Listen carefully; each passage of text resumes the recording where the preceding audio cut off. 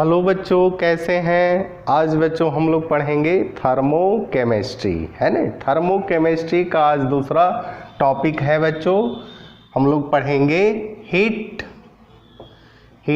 Of reaction, या इसी को कहते हैं एंथैल्पी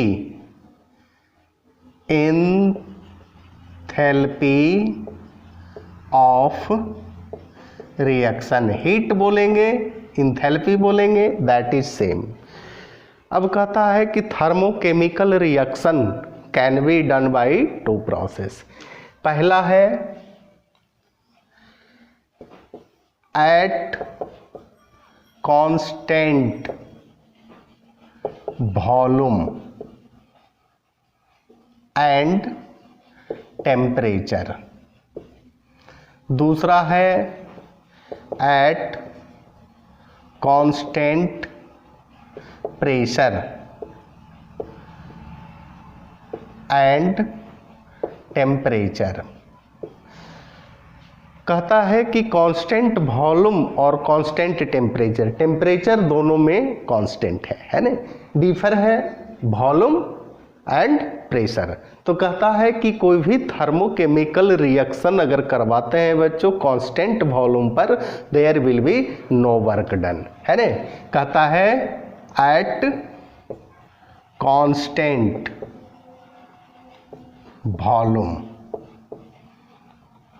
एंड टेम्परेचर, है ना।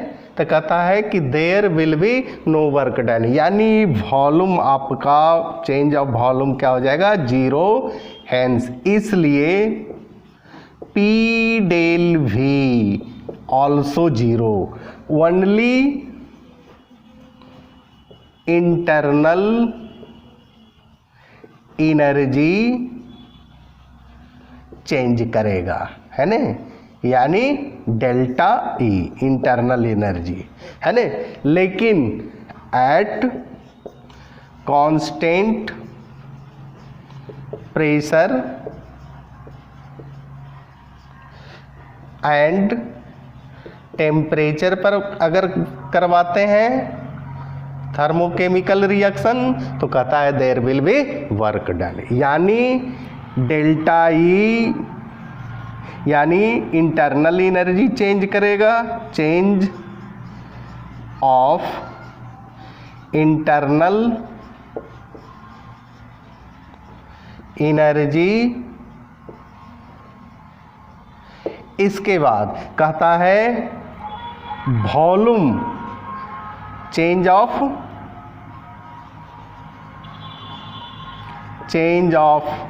वॉल्यूम, यानी डेल्टा भी, यहां लिखेंगे डेल इंटरनल एनर्जी ई। अगर वॉल्यूम चेंज कर रहा है तो कहते हैं हेंस पी डेल वी बराबर ऑल्सो चेंज, है ना।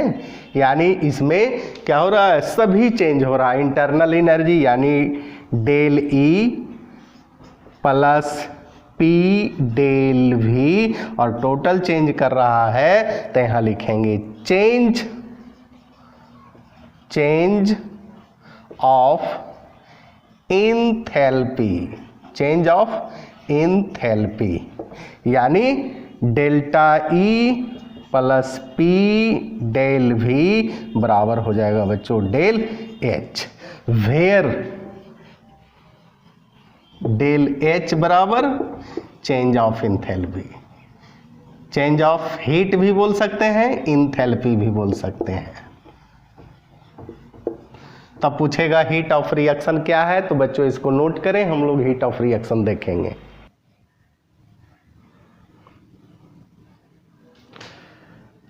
अब बच्चों हम लोग देखते हैं हीट ऑफ रिएक्शन।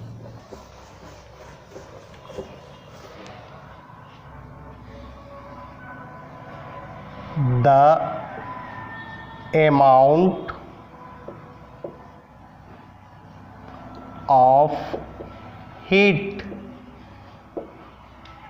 एंथैल्पी बोल सकते हैं, एनर्जी बोल सकते हैं, है गेन और lost by reacting system at constant pressure and temperature, है ना। अब बच्चों हम लोग एग्जाम्पल में देख लेते हैं। H2 है प्लस O2 है, 2H2O है, बैलेंस करेंगे, यहाँ 2 करेंगे, है ना। डेल्टा H यानी चेंज ऑफ इंथैल्पी, है ना, क्या हो जाएगा -572 किलो जूल, है ना। इतना एनर्जी जो है बच्चों क्या होगा, चेंज करेगा, है ना। Change of enthalpy -572 kilo joule. अब कहता है यहाँ देखा जाए बच्चों, ये 2 मोल है ना, 2 मोल बराबर -572 किलो जूल, इसलिए 1 मोल बराबर क्या हो जाएगा -572 डिवाइडेड बाई 2 किलो जूल, है ना। अब हम लोग देख लेते हैं दूसरा एग्जाम्पल। H2 प्लस Cl2 हो जाएगा 2HCl।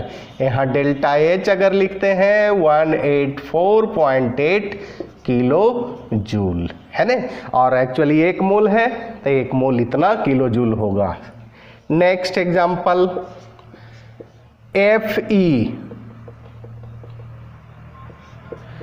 Fe सॉलिड है, सल्फर सॉलिड है ना।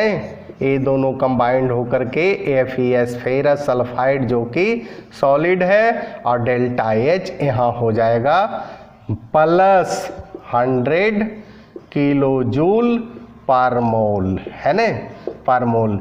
यहाँ बच्चों हम लोग देख लेते हैं, हाइड्रोजन गैस है, ऑक्सीजन गैस है, वाटर लिक्विड है ना। यहाँ हाइड्रोजन गैस है, क्लोरीन गैसियस अवस्था है। तो बच्चों समझ में आए, हीट ऑफ रिएक्शन यानी इंथैल्पी चेंज करेगा, या तो हीट इवॉल्व होगा और नहीं तो हीट एब्जॉर्ब होगा, है ना। गेन करेगा माने लेगा, लॉस करेगा या देगा, इसी को हीट ऑफ रिएक्शन कहते हैं। इसी के साथ बच्चों धन्यवाद।